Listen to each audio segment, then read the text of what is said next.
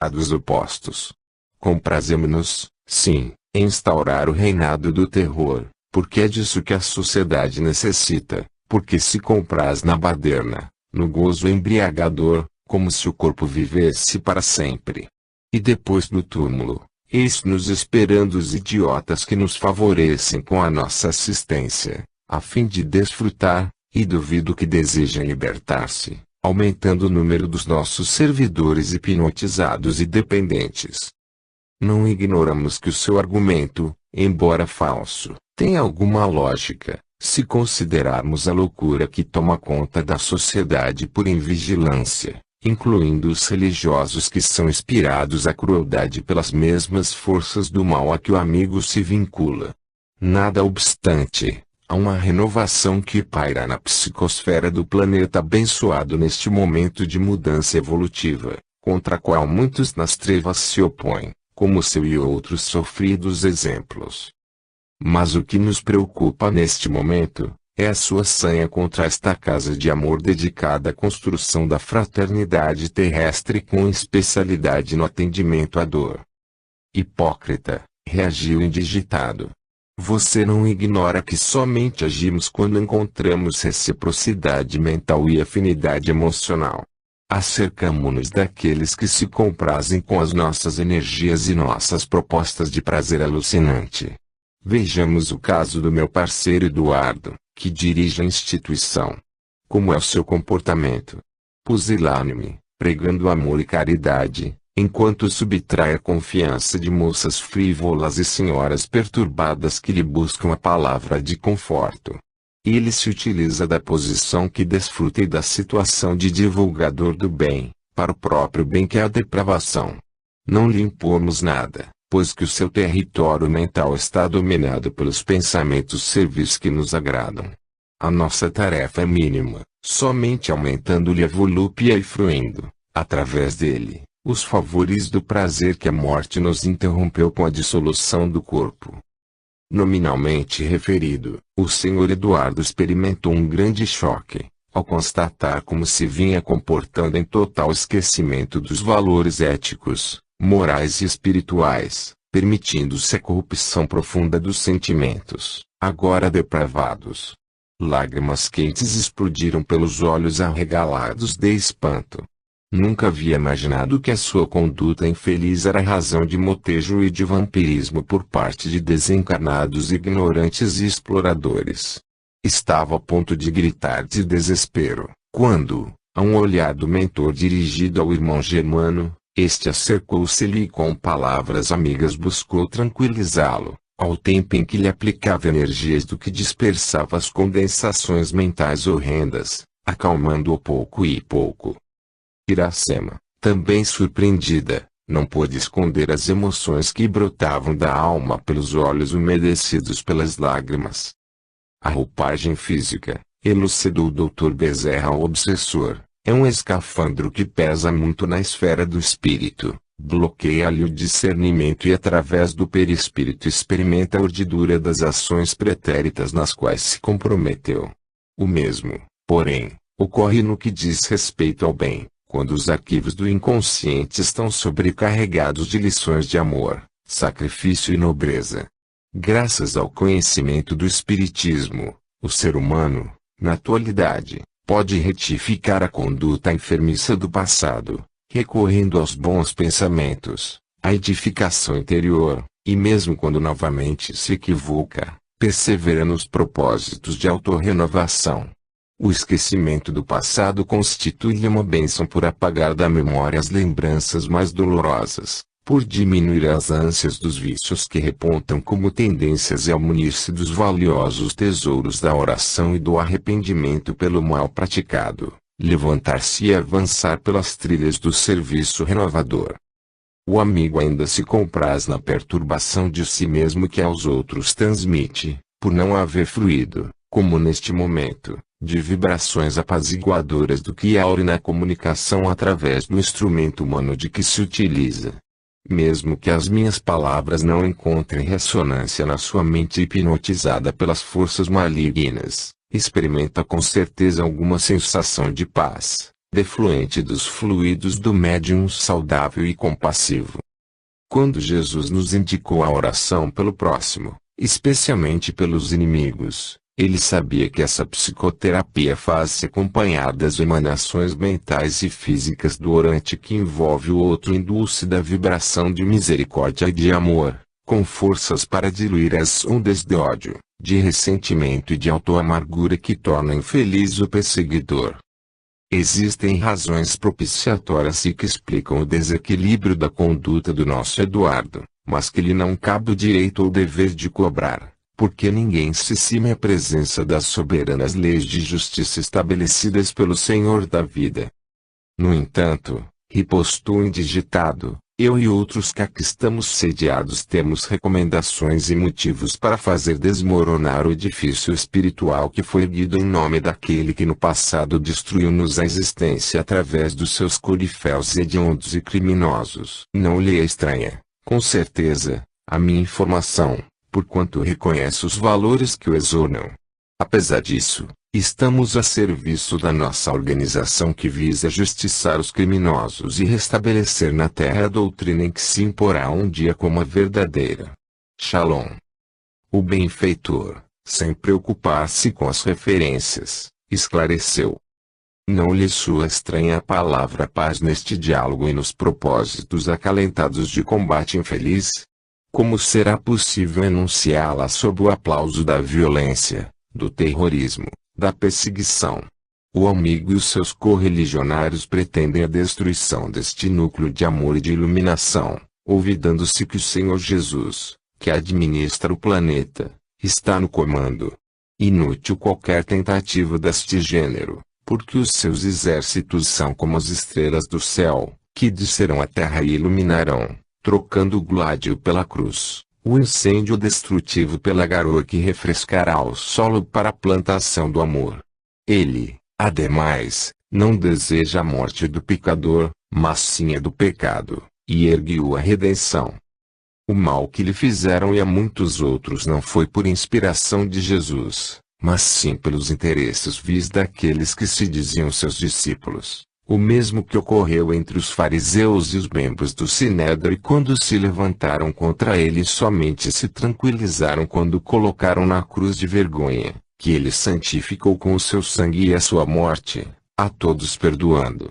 Ainda hoje, muitos deles se utilizam para zurzir o látego, cometer crimes, enriquecer enquanto os pobres enlouquecem de dor nos antros que os acolhem.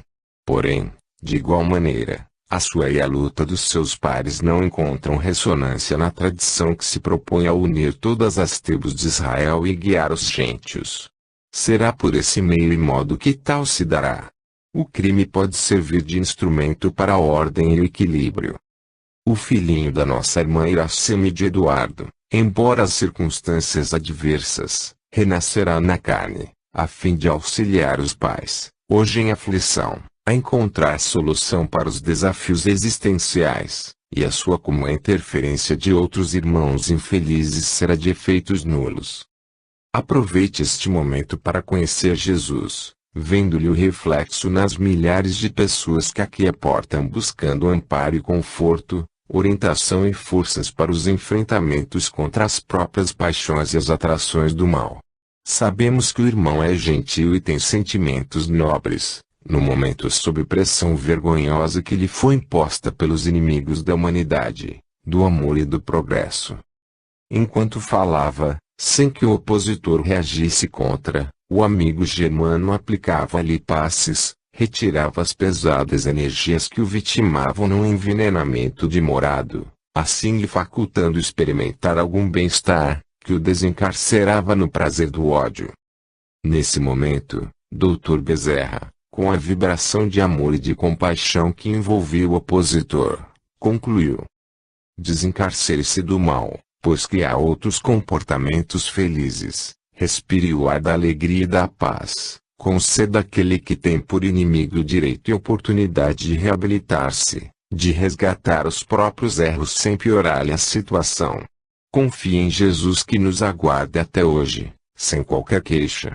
Somos seus amigos e irmãos devotados.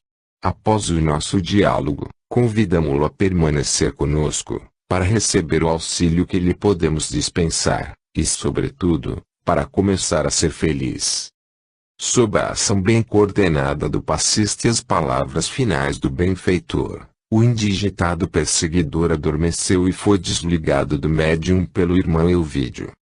Ato contínuo, observamos que Dona Márcia, a veneranda médium, encontrava-se sob a ação de um espírito tresvariado, que lhe produzia contorções angustiantes, transfigurando-lhe a face, que ficou deformada, com os olhos desmesuradamente abertos, enquanto escapava pelo canto da boca uma baba peçonhenta.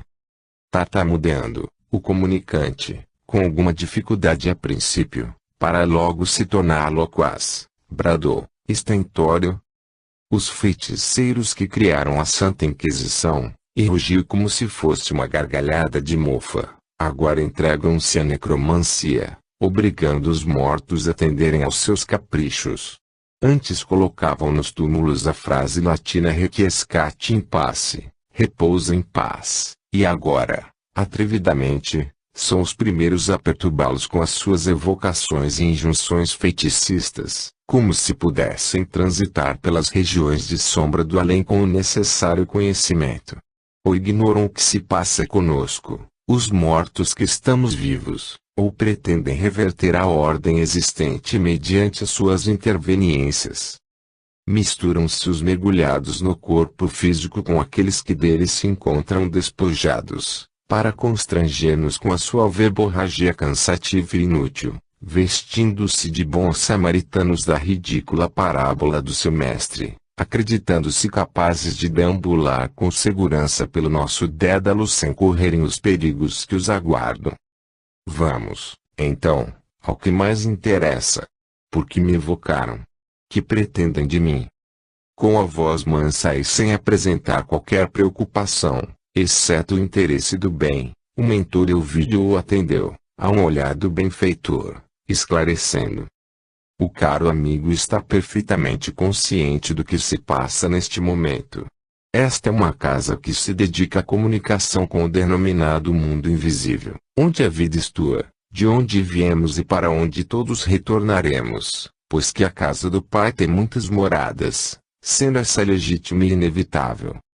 Sabemos, sim, dos riscos que dizem respeito a qualquer incursão nesses labirintos, especialmente aqueles que cediam à impiedade e à loucura, que souberam edificar reinos quiméricos de sofrimentos que aparvalham, esquecidos que acima das suas realizações está o sublime guia arquiteto do planeta terrestre, Jesus Cristo. Também nos cabe o dever de esclarecer que não exercemos a necromancia ou qualquer prática censurável como a das evocações levianas, porque o amigo aqui está por espontânea vontade, ou, talvez, sob ordens de algum sicário que o escraviza às suas paixões torpes. É provável que alguns de nós tenhamos morejado na funesta Inquisição, filha hedionda das nossas paixões nos dias já remotos do passado, confundindo as lições de amor com as misérias transitórias do mundo, fascinados pelo enganoso poder, esquecidos da imortalidade na qual todos nos encontramos mergulhados. Hoje os nossos projetos e ações são muito diferentes, pois que, por fim, descobrimos o significado das lições incomparáveis do Evangelho, dedicando-nos a vivenciá-las e a auxiliar aqueles aos quais afligimos a libertar-se do sentimento odiento que mantém contra nós. Surpreendentemente, o visitante permaneceu em silêncio escutando as explicações, porém, apresentando faces deformada, quase lupina, os olhos miúdos e brilhantes, enquanto externava terríveis vibrações de ódio e desprezo.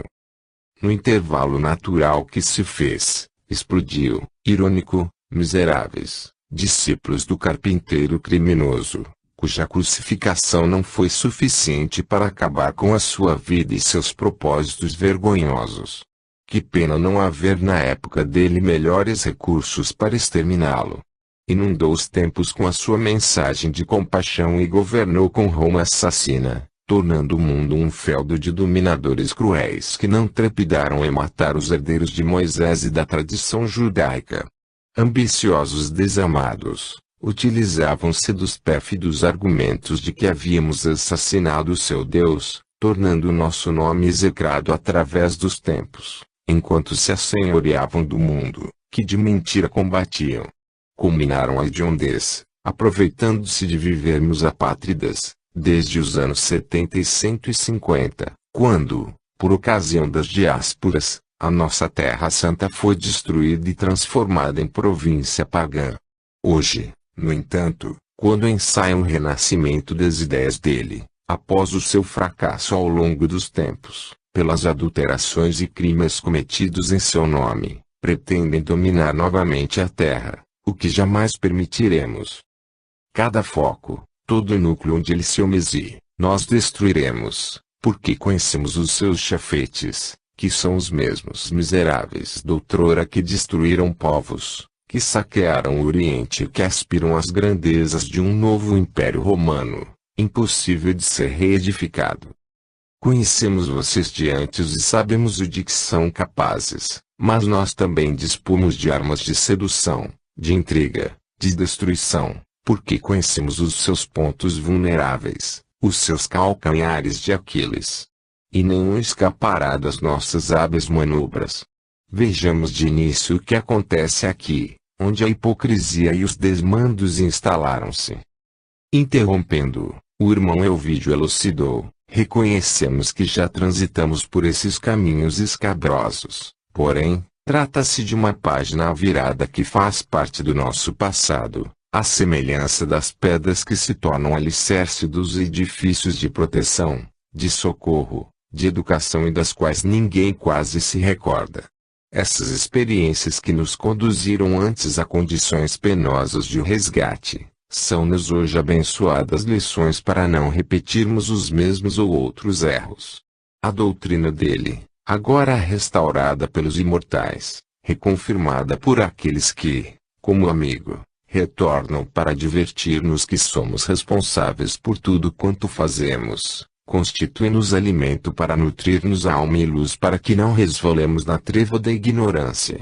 Reconhecemos que fomos perversos e alucinados como agora se encontra o caro amigo, o que muito lamentamos, porém, vejo em nós todos o interesse pela reabilitação, o desejo de aurir paz e o anelo de servir a Deus através do nosso próximo em aflição. Ouvindo, é como se estivéssemos recapitulando as nossas pregressas existências, assinaladas pelas tormentas das paixões asselvajadas que o tempo e a dor suavizaram, propondo-nos mudança radical de comportamento. As ameaças de destruição dos nossos centros de atividade não nos intimidam, porque temos como templo a natureza e como altar para a devoção o próprio coração, qual aprendemos com Jesus. Os seus lamentos não me sensibilizam, porque conheço as técnicas dos farsantes que apelam para os sentimentos dos fracos, a fim de os conquistar e depois os trucidar. Recordo-me do que prometiam aos marranos e de como os tratavam e os destruíam depois, traidores como sempre foram. Hoje formamos um exército de combatentes bem equipados para a batalha, considerando a nossa vantajosa posição fora do corpo.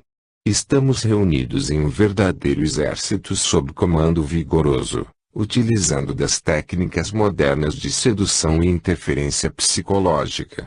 Já não avançamos em bando desordenado, como outrora os godos, visigodos e ostrogodos fizeram e lograram conquistar os objetivos a que se propunham. Muitos de nós vivemos o período dos hunos em 376, depois invadimos Roma, em 410, com Alarico, visigodo, por ocasião do inesquecível saque da chamada Cidade Sagrada e fraqueza moral dos cristãos que a dominavam, mudando completamente a política existente. Agora, muito mais experientes e conhecedores dos pontos nefrálgicos dos novos apóstolos, sorriu com terrível ironia, desmantelaremos os seus novos mosteiros e castelos, porém, de dentro para fora. O orgulho e a presunção, a sede de dominação que remanescem nos diversos chefetes das agremiações cristãs, especialmente aquelas que se dizem construídas sob as luzes do Consolador, novamente estertorou com desprezo em comum traço, não se manterão de pé, e o novo período da humanidade será construído sob o temor a Deus, após os sacrifícios dos fiéis como antigamente nos circos. O poder de novas crenças dominará a terra e todos se dobrarão sob a decisão Moisés ou Jesus. Novo período de decadência arruinará a terra e dos escombros a tradição hebraica retirará o Deus único e vitorioso através do seu Messias divino, que concederá ao mundo a Israel libertado e a nova Jerusalém dominadora. O irmão Elvídio, discreto e impertérrito, calmamente redarguiu. O histórico apresentado demonstra-nos como são transitórias as glórias do mundo, porque tudo isso é passado e a realidade presente é outra, totalmente diversa. A terra jamais voltará a ser governada por um povo, ou um déspota, ou um legendário guerreiro, mas sim por Jesus Cristo que aguarda pacientemente que nos entreguemos ao seu amor. Não mais as armas que destroem sobrepor-se-ão aos instrumentos de misericórdia e de compaixão que, conduzidos pelo amor, sobre os escombros aos quais o irmão aludiu, erguerá a humanidade fraternal e solidária pela qual todos sonhamos. No passado, São Bento erguia os monastérios, retirando os anacoretas das grutas do deserto, para que pudessem meditar entre as suas paredes. Logo depois, percebeu que além das meditações eram necessárias as ações e, acompanhado por São Gregório, estabeleceu as regras da solidariedade e da caridade em favor dos infelizes, orientando as instituições que surgiram na Idade Média a seguirem o exemplo de Jesus, mediante a frase ora mas labora, porque a preguiça é inimiga da alma. O tempo e as circunstâncias infelizes das paixões humanas destruíram esse nobre patrimônio no começo do segundo milênio, mas Jesus enviou Francisco de Assis para que restabelecesse a necessidade do amor, e o irmão Sol de Assis modificou novamente a terra. Vieram os poderosos iludidos que criaram as cruzadas, a Inquisição, reacenderam o autoritarismo criminoso, mataram e incendiaram o planeta. E quando tudo parecia sob o domínio do materialismo, o Consolador veio ao mundo físico, para restabelecer a verdade. Não mais são as criaturas a realizarem a grande obra do amor, porém, os imortais despidos dos desejos do corpo, quais nós outro e o querido irmão, a fim de demonstrar a realidade da sobrevivência do espírito e a transitoriedade da matéria e das suas nefandas conquistas. Tudo passa, certamente, e os tempos são outros, como o amigo afirma. Sem dúvida, Moisés terá o seu momento, qual ocorreu com outros líderes espirituais, à semelhança de Buda, Confúcio, Akenaton e diversos, mas Jesus sempre esteve e se encontra acima deles, que são seus embaixadores, sensibilizando os espíritos até que se encontrem em completa identificação com a verdade e seja instaurado o reino dos céus nos corações, não de forma geográfica como o caro irmão espera e defende. Desse modo, não nos veja, pois, como aqueles personagens medievais responsáveis pelas calamidades que o afetou e a muitíssimas vidas, recordando-se que também traz, conforme declarou, as feridas em chagas abertas de crimes praticados em séculos anteriores, durante os períodos em que os bárbaros invadiram a Europa. Agora compreendo o poder da lei de causa e efeito. As vítimas inocentes que a Santa Inquisição assassinou, eram nada mais, nada menos, do que os homicidas de séculos anteriores que devastaram a então civilização europeia e vieram resgatar os hediondos crimes, inclusive de salgarem o solo para que nada nele germinasse. Ninguém escapa impune de si mesmo, das leis soberanas neles mesmos esculpidas. É certo que o Pai de Misericórdia não necessita da interferência humana imperfeita e vingativa para reconduzir ao bem os infratores, pois que dispõe de mecanismos superiores mediante os quais todos se podem reabilitar. O livre-arbítrio enlouquecido, porém, das criaturas humanas, prefere a justiça a seu modo e afunda-se nos abismos da loucura que as domina por longo tempo. É hora, portanto, de ir para outro tipo de reflexões. O amigo reconhece haver pertencido às hordas alucinadas da destruição, tendo passado pelo processo de resgate doloroso que, em vez de o desarvorar, se bem compreendido, deveria servir de motivo de alegria, não buscando o estúpido de esforço, reincidindo em gravames dos quais estaria libertado se houvesse entendido a lição recuperadora imposta pelo Criador. As elucidações lógicas e apresentadas com alta dose de bondade, sem qualquer ressentimento por parte do expositor, de alguma forma sensibilizaram o rebelde, que se manteve em silêncio, escutando e reflexionando. Antes, porém, que o angustiado espírito pudesse expressar-se, dando prosseguimento à catilinária de reproches e propostas de vingança, o irmão Elvídio acentuou: qualquer tentativa de diálogo neste momento é improfícua, pois que sempre será derivada para as ideias fixadas demoradamente ao longo dos séculos. Em razão disso, iremos recorrer à terapêutica do sono tranquilizador para futuros cometimentos. Neste instante, as discussões, por mais claras e objetivas, redundarão inúteis. O amigo Germano acercou-se do médium e deu início à aplicação de fluidos anestesiantes, enquanto o mentor, com monotonia na voz, sugeriu adormecimento ao comunicante. Transcorridos menos de 2 minutos, o visitante espiritual repousava com algum ruído em profundo sono hipnótico. Delicadamente desligado da abnegada médium, foi acomodado em maca especial para as futuras providências. A hora havia avançado e chegara o momento de encerrar o cometimento valioso. Dr. Bezerra, visivelmente emocionado, orou ao Senhor Jesus agradecendo-lhe as bênçãos auridas e suplicando misericórdia para aqueles espíritos que se compraziam no mal, assim como para as criaturas humanas distraídas no corpo e distantes da sua realidade como espíritos que são. Um ar balsâmico suavemente perfumado tomou conta do ambiente, enquanto flocos delicados de luz caíam sobre os presentes. O amigo Eduardo, mergulhado nas suas preocupações, chorava copiosamente, apoiado pelo nosso Virgílio Almeida, enquanto Iracema demonstrava aflição interna diante da conjuntura em que se encontrava. Ambos foram reconduzidos ao lar. O mesmo ocorrendo com os médiuns que foram utilizados no formoso labor socorrista.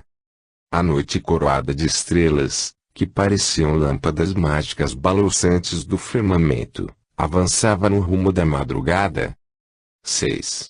Restabelecendo a dignidade. Ao despertar na manhã ensolarada, o senhor Eduardo encontrava-se aturdido e recordava-se parcialmente do sonho revelador. Alternavam-se-lhe no íntimo bem e mal-estar, estranhas sensações defluentes do conflito que se lhe instalara, como resultado da insensatez de comportamento. Após meditar alguns minutos, em tentativa de encontrar uma linha direcional de raciocínio, recordou-se do beneplácito da oração e mergulhou o pensamento no abençoado recurso, que lhe proporcionou harmonia íntima. Acercando-se-lhe, o mentor Elvídio inspirou decisões inadiáveis, de modo a libertar-se da constrição obsessiva de que se tornara a vítima. Reconhecia o abismo de natureza moral ao qual se atirara voluntariamente, captou a ideia de reunir a diretoria da instituição com o objetivo de afastar-se da presidência e, ato contínuo, manter uma conversação demorada e digna com a esposa, de quem se encontrava separado no lar, mantendo apenas as aparências do relacionamento conjugal, porém, sem comunhão afetiva. Pensou nos filhos adultos e comoveu-se, reconhecendo a forma promíscua que entregara a conduta. O orvalho das lágrimas lavou-lhe as imperfeições, e, livre da injunção obsessiva, com a mente clara e os sentimentos lúcidos, recuperou-se e experimentou peculiar sensação de alívio, a que já se desacostumara. De imediato, passou as providências diárias até a noite, quando solicitou uma reunião com os demais diretores da nobre Casa de Amor, no que foi atendido com gentileza por todos. É certo que alguns membros estavam desgostosos com a sua conduta, embora ignorassem os acontecimentos na sua triste realidade. Após fervorosa oração em que suplicava a ajuda divina, sem mais delongas, solicitou uma licença da administração do núcleo, justificando problemas íntimos de certa gravidade, comprometendo-se a continuar militando nos labores, porém, sem constituir-se pedra de escândalo. Afirmava-se incapaz de permanecer na direção do abençoado Instituto de Iluminação, e considerou que ele próprio se encontrava necessitado de redirecionamento pessoal e espiritual. Evitou entrar em detalhes, aliás, desnecessários. Logo após, informou gentilmente aos companheiros a sua disposição de divórcio com a esposa, que já não suportava, mantendo-se livre para futuros compromissos que pretendia assumir. Ao espanto inicial de alguns amigos, adveio a compreensão em torno da fragilidade humana, das interferências espirituais negativas que vinham observando presentes, o que gerava situações algo embaraçosas na comunidade que administravam. Embora advertidos pelos mentores quanto à necessidade da vigilância, como sempre acontece, pensava-se em perigos que viriam de fora quando a problemática mais séria era interna e através de quem mais deveria zelar pela conduta e pelo bom andamento das atividades cristãs, seguindo o modelo Jesus. Houve momentos de grande emoção no trabalhador em despertamento e pedidos de desculpas como de perdão, a fim de que lhe não fosse negada a assistência fraternal e se evitassem comentários desnecessários em torno do acontecimento. Por fim, esclareceu que desejava submeter-se a um especial tratamento pelos passos nas reuniões especializadas. Ao terminar o encontro, foi apresentada a alternativa de sua substituição pelo primeiro vice-presidente, elaborada a ata sucinta do acontecido, por todos logo firmada. Parecia-lhe haver se libertado de um pesado fardo que o esmagava intimamente, ao tempo em que a culpa que já o aturdia começou a diminuir a inclemência da sua cobrança. No dia seguinte, domingo, reuniu a família, à tarde, para um lanche com a presença dos filhos e da esposa, expondo as dificuldades pessoais que vinham enfrentando desde há algum tempo e que necessitava da ajuda, da compreensão de todos, particularmente da esposa digna e fiel, que soubera manter-se em clima de nobreza mesmo percebendo as irregularidades graves do seu comportamento. Elucidou que já se encontravam separados no tálamo conjugal, desde há algum tempo, e que gostaria de conceder-lhe a liberdade através de um divórcio não litigioso, comprometendo-se a submeter-se a quaisquer exigências que lhe fossem apresentadas. O impacto foi forte e os filhos umedeceram os olhos com lágrimas, porque embora sentissem as dificuldades dos pais, ignoravam a gravidade do relacionamento. A senhora Etelvina, após a exposição do marido, também emocionada, aqueceu, sem qualquer exigência, com a separação legal do vínculo que se rompera moralmente, lamentando a ocorrência que muito a entristecia.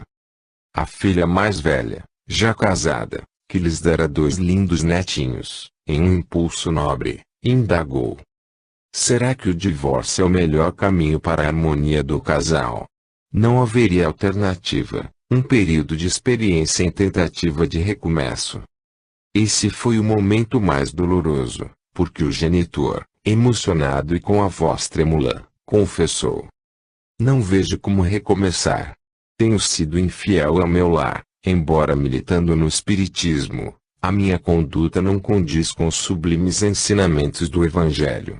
Venho despertando para a realidade que me estava nublada por perturbações interiores e espirituais, e recentemente cheguei à conclusão da necessidade de mudar de conduta, redimindo-me, ainda em tempo, dos compromissos incorretos a que me tenho submetido.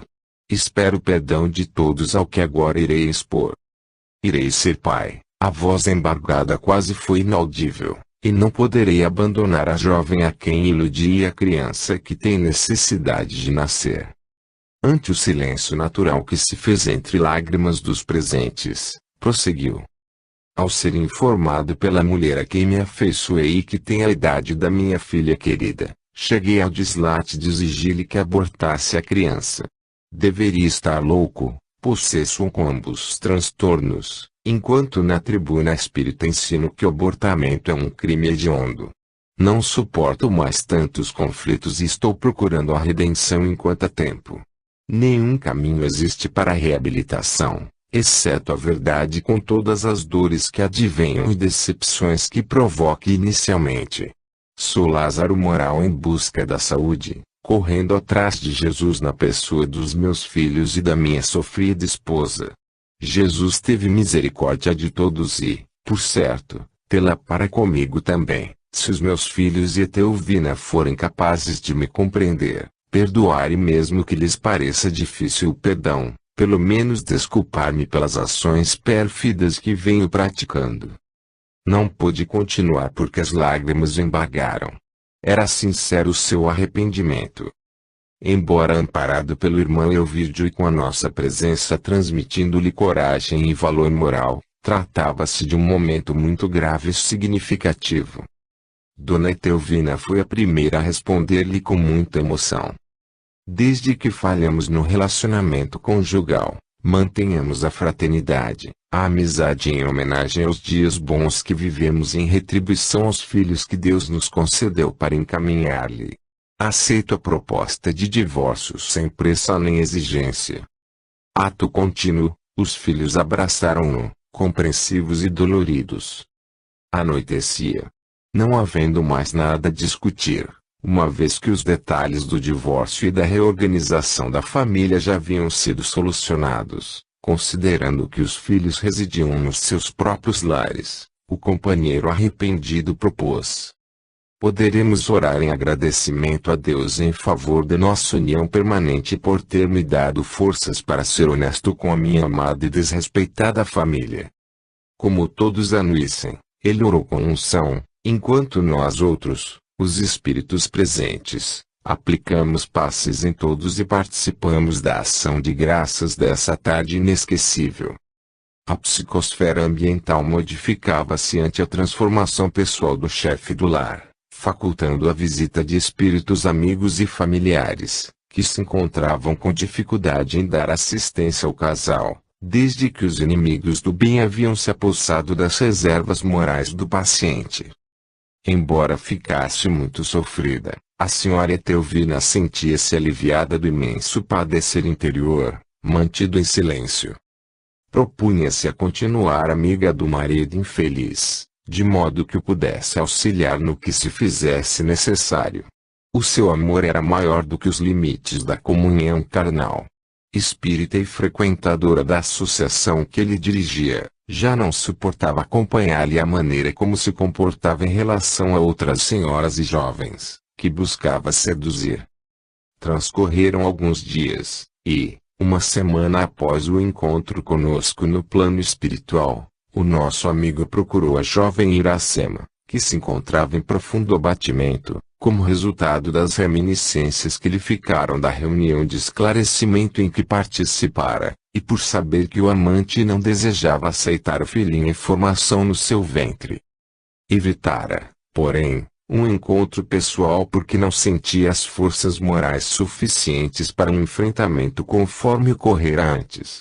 Magoada e aturdida, mas, assistida pelo nosso amigo Germano Passos, a fim de evitar que tombasse nas malhas das entidades frívolas e perversas que pululam em toda parte, aguardava encontrar a facilidade de sintonia. Terminada a reunião doutrinária em que ambos se encontravam presentes, ele se lhe acercou e convidou a uma conversação demorada. Sem relutância, a jovem aceitou a invitação e foram à sua residência, pois que vivia sós, responsável pela própria manutenção através do trabalho dignificante a que se entregava. Ela notou a mudança de tratamento que lhe era oferecido pelo companheiro e ficou surpresa mesmo antes de ouvir. Quando chegaram ao modesto apartamento, que já era familiar ao visitante, depois de temas banais, coube ao arrependido cavalheiro explicar-lhe. Estava lendo energias para este momento que assinalará o início de novos rumos em nossa existência. Desde um sonho que me via envolvido por entidades das sombras, e libertado pelos benfeitores espirituais, que algo me aconteceu em profundidade. Aqui estou para reafirmar-lhe o meu amor e dedicação, inclusive assumindo a responsabilidade pelo nosso futuro filhinho que, em breve, teremos em nossos braços.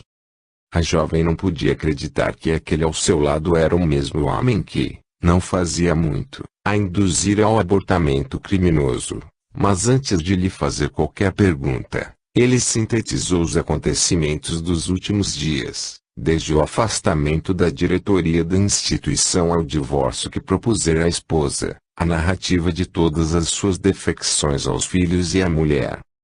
Minudenciou as emoções que agora o dominavam e o sincero desejo de construir com ela, se o quisesse, um novo lar em bases de dignidade e afeição pura. Muito comovida, a moça sentiu-se envolvida pelas vibrações da esperança e da alegria incontida. Agradeceu-lhe a coragem e as propostas apresentadas, lamentando os prejuízos que aquele afeto entre ambos causara. Sentiu-se apredada por Dona Etelvina, porque os filhos do casal já eram adultos e tinham a capacidade de entender os acontecimentos. Antevendo-se amparado e sentindo a presença dos espíritos amigos que ali nos encontrávamos, pediu-lhe que fosse feito um estudo do Evangelho de Jesus, a fim de coroar com bênçãos as emoções do momento. Tomando de um exemplar do Evangelho segundo o Espiritismo, de Allan Kardec, na pequena sala, arrumaram a mesinha do centro, colocaram uma jarra com água e, com toda a simplicidade da vida cristã, oraram juntos e abriram o livro da verdade, detendo-se na página Obediência e Resignação que, portadora de diretrizes sábias para a construção da felicidade relativa a que se tem direito na terra, renovaram o ânimo, equiparam-se da fé que transporta montanhas e da coragem para os inevitáveis enfrentamentos e cobranças a que seriam submetidos. Os julgamentos das pessoas amigas são como terríveis armas de que se utilizam para exigir superior conduta do próximo, como se estivessem envergando a túnica nupcial da elevação e da falta de erros. Por isso, a lição do mestre, em relação à mulher surpreendida em adultério, é sempre atual e oportuna. Quem estiver isento de pecado, erro e culpa, que lhe atire a primeira pedra. No processo evolutivo de todos nós, sempre assinalamos os equívocos e os fascínios pelo erro, por estarmos impregnados dos velhos vícios que trazemos de reencarnações passadas.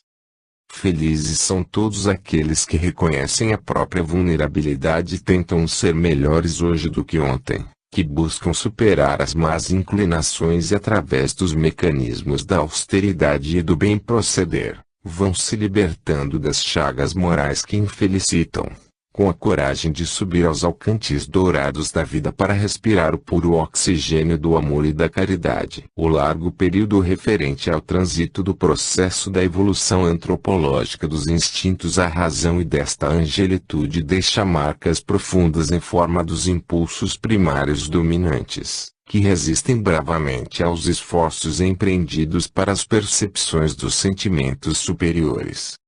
Os chamados santos do deserto do cristianismo primitivo procuravam fugir do mundo, silenciar as vozes clamorosas das paixões internas, para que, na meditação, na frugalidade da alimentação, vencessem as tentações da carne, que se liciavam com inclemência para exigir-lhes submissão.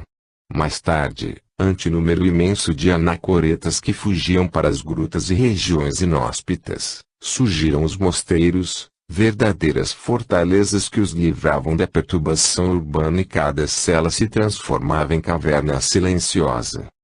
Ignoravam, em sua ingenuidade, que o corpo reflete os impulsos, anseios e hábitos do espírito que o habita, devendo ser trabalhados com amor e compaixão, embora com perseverança e austeridade. Ao invés de odiar-se o corpo, amá-lo e preservá-lo, mantendo as resistências morais que procedem da alma, a fim de criar os novos atos do que se esculpirão no adito do ser, e que propiciarão a existência moralmente saudável. O temor a Deus que era divulgado, só mais tarde seria transformado no amor a Deus, o Criador, que nos concede a misericórdia do seu inefável bem-querer, auxiliando-nos na difícil e necessária ascensão. Santo Antão, São Paulo de Tebas, São Jerônimo e especialmente São Francisco de Assis perceberam essa realidade e alternaram a severidade com a matéria que era usual no seu tempo de vida com as sutilezas da ternura, da benevolência, da caridade, que é o amor na sua mais elevada expressão. Ao Espiritismo coube a tarefa incomparável de inscrever a caridade como a única forma de conseguir-se a autoiluminação, de viver-se a existência plena em qualquer injunção da caminhada evolutiva. Saímos da residência de Iracema com entusiasmo, pois que o primeiro tentame do nosso labor estava se coroando de bênçãos. 7. Perspicácia das trevas. Nas áreas infelizes da espiritualidade inferior em que habitavam as entidades afeiçoadas ao mal, os chefetes dominadores perceberam a mudança que ora se apresentava na instituição e, por extensão, em outras sociedades espíritas. Era o despertar, um renascimento sob o comando superior dos emissários de Jesus, a fim de alterar-lhes as ocorrências lamentáveis que se vinham desdobrando generalizadamente. Aquele período fazia recordar os dias turbulentos em que Santa Teresa de Ávila, saindo do convento de Encarnação sob a inspiração do Mestre, programou a grande reforma, que seriam as Carmelitas Descalças, libertando os monastérios da frivolidade e da hediondez que neles predominavam. As religiosas, muitas das quais procedentes de famílias ricas, nobres e distintas, mantinham o comportamento profano, vulgar, sem a mudança interior exigível para o serviço de Jesus. Eram preservados os vícios da sociedade sob disfarces de honradez. No entanto, no palatório, a maledicência e a vida comum faziam parte da existência monacal, na qual servidoras humildes trabalhavam para as damas ricas, que se permitiam condutas reprocháveis e nada lhes era proibido, em razão das doações feitas pelas suas famílias, inclusive as suas heranças pessoais. Santa Teresa, enferma por mais de 20 anos, considerada morta muitas vezes, logo retornando à sanidade física e mental, recebia do seu Senhor as instruções para a manutenção da honorabilidade e dedicação ao bem, à humildade, ao serviço de amor, à igualdade fraternal, resolvendo-se por segui-lo com alta fidelidade, substituindo a manutenção da aparência hipócrita e indigna que era permitida pela Igreja em terrível decadência moral.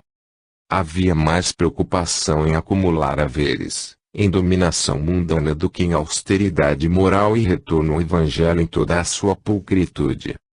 Desconsiderada, quase suspeita de heresia, ameaçada pela Inquisição, jamais temeu, escrevendo tudo quanto lhe ocorria, o que a transformou, no futuro, em pioneira da alta literatura espanhola.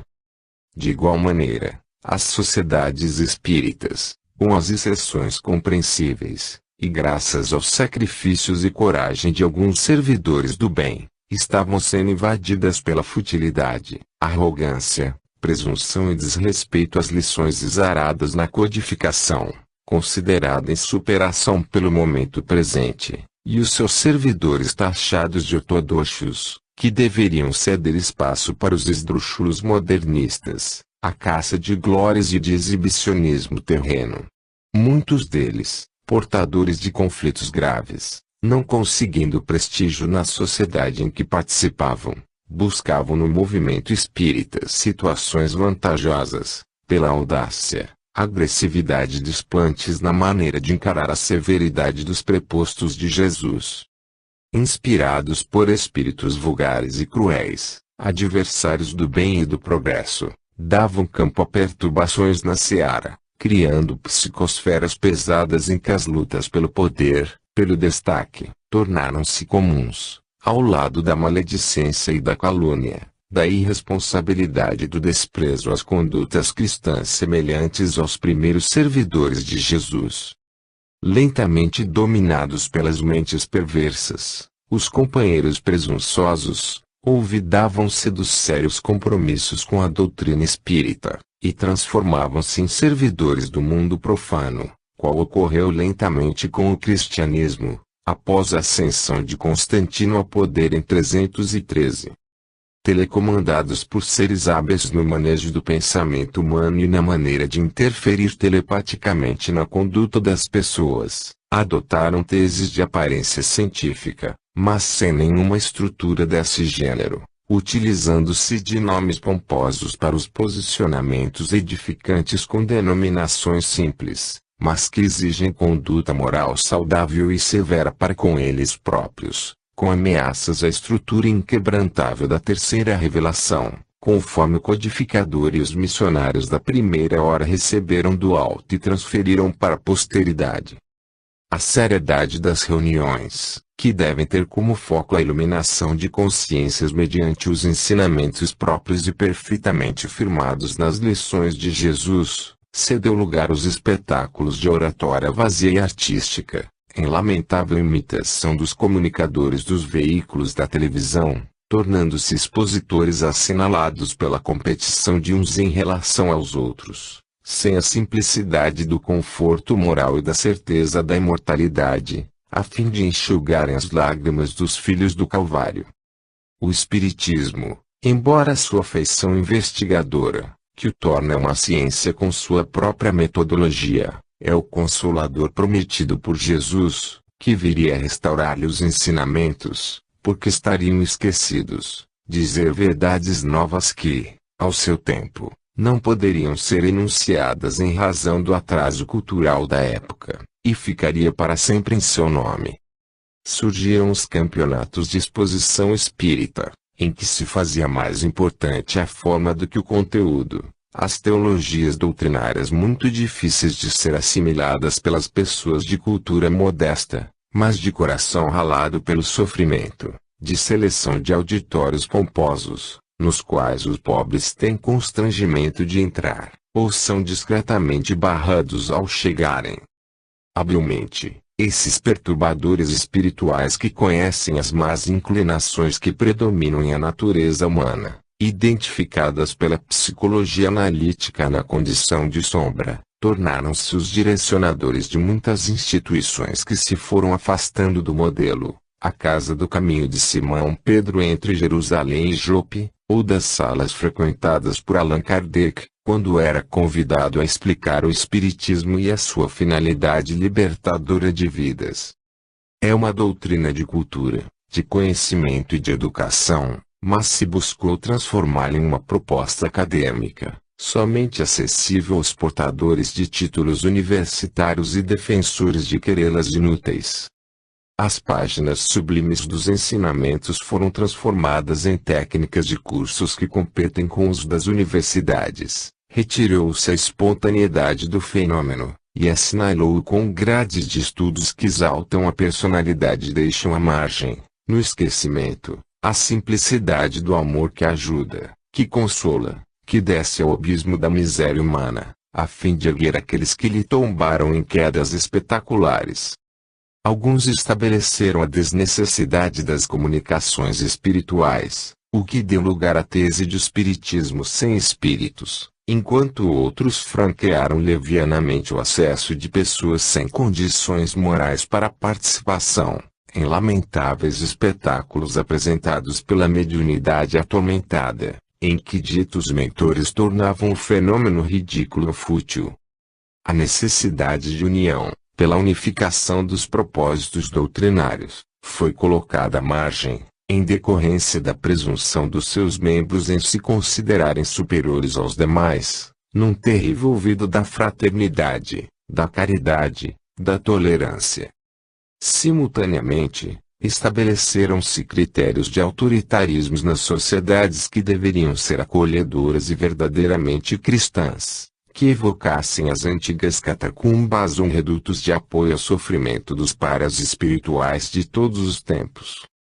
Os mentores vigilantes não tergiversaram e passaram a comunicar-se em quase todos os núcleos, com advertências para a reviviscência da fé racional e fraterna, para a construção da família amorosa, que tem em Jesus o guia e modelo. Ao mesmo tempo se referiam aos perigos da projeção do ego, das fanfarras disfarçadas em atividade doutrinária, das festas para angariação de fundos para a manutenção das obras, ao serem adotados métodos infelizes da sociedade decadente, que deveriam ser reformulados. Espetáculos de má qualidade passaram a constituir meios de conseguir-se dinheiro para manter-se as obras sociais, com o ouvido da qualidade moral doutrinária, com libações alcoólicas, bailes e comportamentos de nível inferior, livros de conteúdos lamentáveis, mas ditos como psicografados com nomes venerandos que não correspondem à realidade, mas doados para auxiliar o trabalho do bem. Foram esquecidos os princípios essenciais que preconizam, sem o dinheiro importante para o auxílio aos sofredores, sem lembrar-se que Jesus não tinha uma pedra para repousar a cabeça e que Allan Kardec e os missionários do bem dispunham apenas do necessário para a existência honorável. A futilidade foi ampliada e a palavra médium passou a aureolar pessoas portadoras de conhecimento, porém, sem histórico da faculdade, que se tornaram de um para outro momento famosas com as suas contribuições ditas oportunas, porém, triviais e repetitivas, sem as marcas da qualidade recomendada pela doutrina. A perspicácia dos espíritos das trevas é muito maior do que imaginam os inadvertidos, pois que viveram na Terra e aprimoraram as suas técnicas de hipnose no mais além, nas furnas onde se omiziam, rebeldes contra o carpinteiro Galileu, que dividiam a história da humanidade pelo amor e pela compaixão misericordiosa, tornaram-se-lhe, por esta ou aquela razão, se aqui exista realmente qualquer motivo, inimigos insensíveis e apaixonados. O Espiritismo é a doutrina que ele denominou e estabeleceu na Terra, para liberá-la das injunções penosas. Apesar disso, esses ditos adversários organizaram-se para desarticulá-la, não mais de fora para dentro, através dos antigos inimigos sociais e econômicos, religiosos e preconceituosos, mas de maneira sutil e cruel, de dentro para fora, das suas comunidades do que se desestruturam mediante as brigas internas, as disputas vergonhosas, as acusações recíprocas, os orgulhos feridos. Ó irmãos da terra, que tendes feito do manancial sublime da fé libertadora que Jesus vos oferece como achote iluminativo para a travessa do vale de sombras no rumo da perene madrugada rica de imortalidade. Meditai em torno das comunicações sérias dos espíritos felizes que vos advertem, mas, sobretudo, daqueles que são sofredores, porque fracassaram na vilegiatura carnal e retornam de alma dilacerada em busca do consolo que negaram ao próximo, falando-vos do que a todos aguarda após a dissolução da matéria, quando não se comporta conforme os padrões morais do Evangelho. Tende ânimo e estai atentos para as vossas responsabilidades, pois conheceis a vida além do corpo, e, por mais se prolongue a viagem orgânica, momentos surgem que se dilui e o retorno ao grande lar é inevitável. Sereis convidados a prestardes contas de como aplicastes o tempo e o conhecimento, de como agistes em relação ao vosso próximo, em consequência, a vós mesmos, e a vossa consciência, na qual está escrita a lei de Deus, que abrirá campo à instalação da culpa e ao sofrimento que poderiam ser evitados, se houvesseis agido de maneira diversa, conforme aprendemos todos com a revelação espírita. Vigiai as nascentes do coração, de onde procedem tanto o bem quanto o mal, conforme acentuou Jesus em outras palavras. Despertai e reflexionai com mais tento, porque o vosso é compromisso de alta responsabilidade, por tratar-se do seu caráter imortal. Sois espíritos mergulhados na matéria temporariamente e deveis ter sempre em conta essa questão. Não muitos dão a impressão que viverão no corpo indefinidamente, em caráter de exceção, tão presunçosa é a sua sombra. Estais sob vigilância de ativos mensageiros da treva, embora vos encontreis amparados pelo amor do Mestre inovidável. Nada obstante, a questão é da sintonia. Como parece mais fácil tergiversar, divergir, ser original, desfrutar do prazer imediato do ego, do que ser fiel, fraterno, seguir a trilha da verdade, atender às necessidades da renúncia. A sintonia com as entidades insanas torna-se mais simples e imediata. Jesus não nos solicitou que vencêssemos montanhas